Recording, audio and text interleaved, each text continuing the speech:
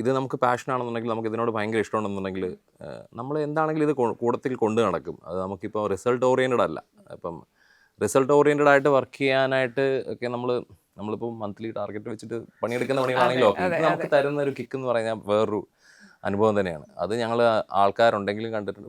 Programme same energy ചെയ്യും, ആരും ഇല്ലെങ്കിൽ അതേ എനർജി തന്നെ ചെയ്യും.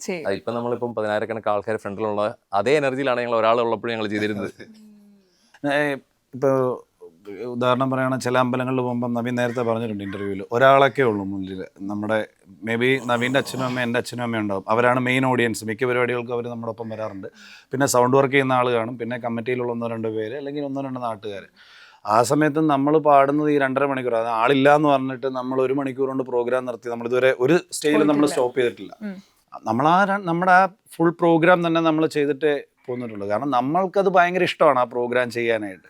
പിന്നെ ഇവിടെ വേമ്പിംകുളങ്ങര ചെയ്തപ്പോൾ ശരിക്കും അതിൻ്റെ ഒരു എക്സ്പീരിയൻസ്, അല്ലെങ്കിൽ അതുകൊണ്ടുണ്ടായ നമുക്കുണ്ടായ ഗുണം എന്താണെന്ന് ചോദിച്ചു കഴിഞ്ഞാൽ, ഞങ്ങൾക്ക് ഇത്രയേറെ പാട്ടുകൾ പഠിക്കാൻ പറ്റിയത് ഇതുകൊണ്ടാണ്.